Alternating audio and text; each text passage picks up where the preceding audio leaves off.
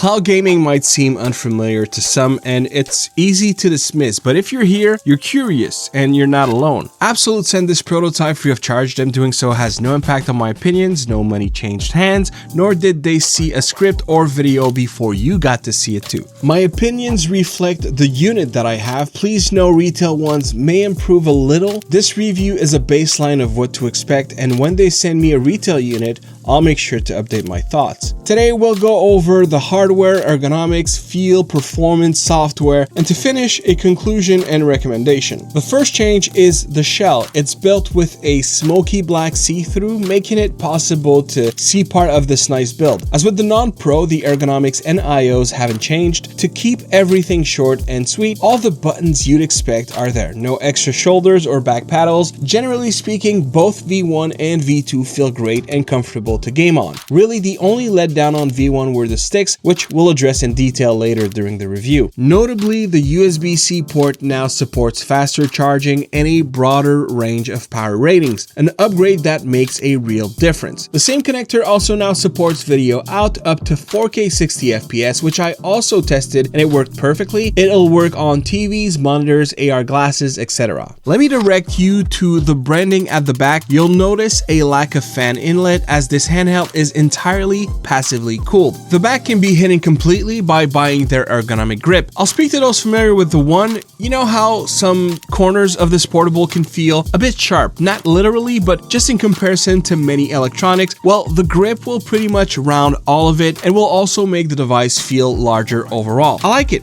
a fair amount even, but the part I do not like as much is it limits the cable that can be used by creating a small recessed cove. I like the handheld a little bit better with the grip on, but not at the cost of convenience, and also it's kind of a pain to remove. Figured I'd touch base on this accessory. If you're not too fussy with your connectors, I would recommend it. And of course, the gorgeous 7-inch 1080p 60Hz LTPS panel, which is our next focus. It's the #1 benefit of this handheld. Not to say that nothing competes, that'd be a lie, but there aren't many options on the market that'll go toe-to-toe with the full spec sheet of the One Pro at that price point. Beyond its beauty, it supports touchscreen, it's got a 1000:1 contrast ratio, and up to 450 nits of brightness. These numbers may help to provide an idea, but with this one, the digits simply do not translate just how good that it actually looks. If not for OLED, this is amongst the better looking panels I've seen on a dedicated portable gaming device. While 60 Hz is good, a higher refresh rate would have pushed it to the next level using apps such as Moonlight, Artemis, and GeForce Now. Now, about those sticks, what an improvement. Easily amongst the best small form factor caps and modules I've tested on a handheld. We're talking a nice concave shape, even smaller than a Switch Joy-Con if you can believe it, with a better approach to height and range of motion. They're not Hall effect, they move to capacitive modules. There aren't much info out there on this emerging tech. It's my second device tested with them after the PXN P5 8K controller. I wouldn't go as far as saying it beats TMR, but it just might have the makings of becoming the next best thing, and that's no small feat. Just to clarify, capacitive modules differ from the touch sensitive sticks on the Steam Deck. In here, they're used to detect position along the X and Y axis without touch sensitivity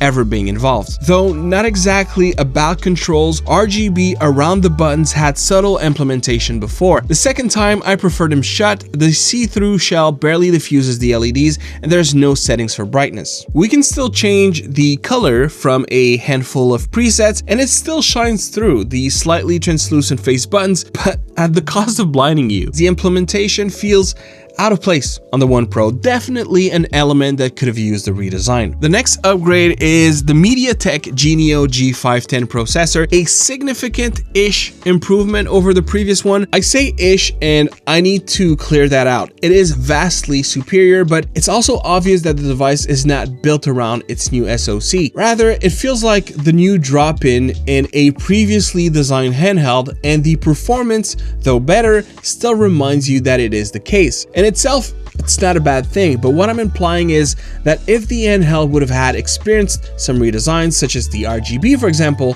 or a 120 Hz panel, it would have been that much better for it. In terms of local gaming and emulation, the performance is notably improved. I'll link both a video I did covering native Android titles and a video that my good friend Rob at RetroTech did covering, well, everything. He's a very thorough reviewer, and his piece has a great section on emulation. Bookmark these two to watch next. I'll put link in the description. My gripe is that while emulation is better, as is native Android titles, it often feels like it's been pushed just far enough to make sure you can do more, but while still hitting a subpar experience on mid to high demanding titles. Even though it won't pass the mark with high praises, the fact it does still puts it a cut above its predecessor. Kind of like winning a boss fight by the skin of your teeth despite being under level. You've won, but barely is how it feels. On the One, the UI struggles to keep up in menus, whereas on the One Pro, it's a steady 60 FPS and feels like it's built to keep up with a modern Android experience. To be transparent, I found the audio quality to be a step back compared to the previous model.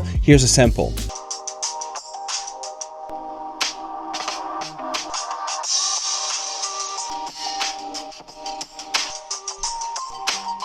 The One feels more full, especially when listening to the lows, whereas the One Pro sounds more flat, lacking character and depth. And that's the part where I am reminded that I'm working with a prototype. I did circle back with the representative, and I was informed that this was normal on my unit, that they were still optimizing audio, and was provided videos of their progress, which I can attest to. It did sound better, so I'm not too concerned. While not audio per se, haptics were a similar result, and a similar confirmation was provided towards my findings. Otherwise, I'd say overall decent, nothing out of ordinary, be it good or bad. Pretty much what I'd qualify as standard if based on the One. Battery, we have pretty much the same 2500 milliamp hour as 2023's model, and I'll refer to Rob's excellent review again, who tested from 5 hours in arduous testings up to 11 hours in lighter gaming. That's a huge range to work with.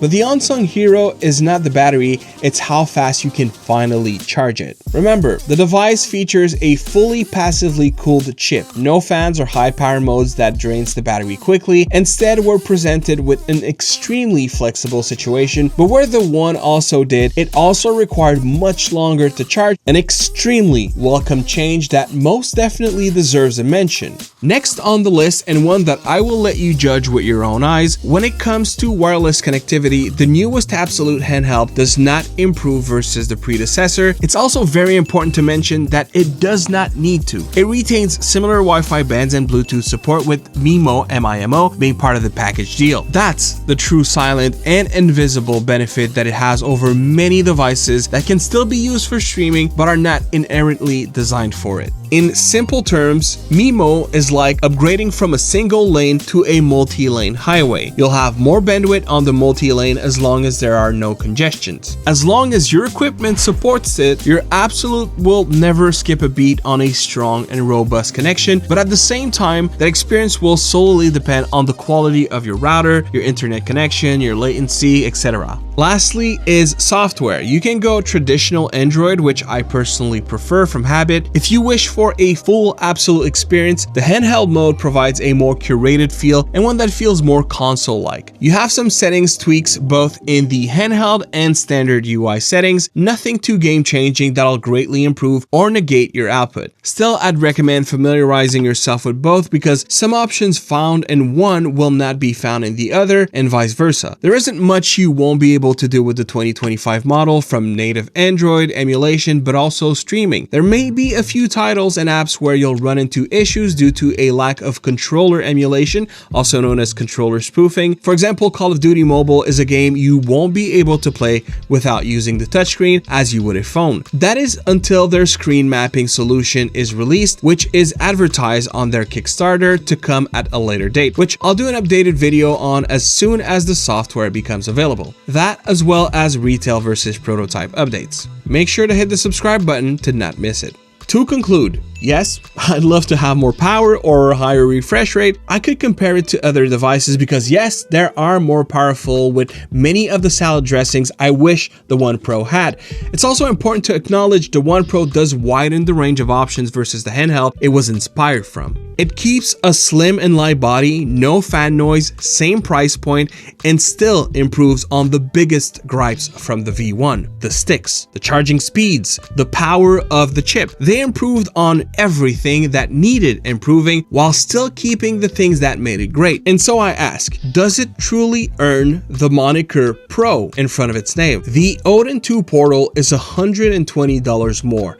That uptick will take you to the moon and back if you'll spend it, rather than the $2 bills that the Abxylute costs on crowdfunding, which, by the way, hurry up if you want one because it's about to end real soon. But back to my conclusion. There is better, that's undeniable, but how much better will that benefit be to you? Tapping into your PC or your PS5 will always crush even the best handhelds on the market. The Abxylute is not just a bit lighter than most of its size, it's factually so. It's not just a bit better with battery management, it rivals the best handhelds in all of existence, yes, even your super optimized flagship phones. It doesn't have half-cooked controls, it offers amazing ergonomics paired with gyro, haptics, Hall effect triggers, and it arguably has some of the best sticks I've seen on a handheld. Again, no small feat. For today, the One Pro is in its own right the best at something, and that is being an extremely viable and comfortable cloud stream gaming solution. The question then becomes if that'll be your main use case, and if it is, the balance that the One Pro achieves remains extremely compelling and undoubtedly vastly improved versus their first solution. And that's where I thank you for clicking, watching, and hopefully liking this video. I'm Clef, thanks for being here, and I'll see you on the next one. Peace.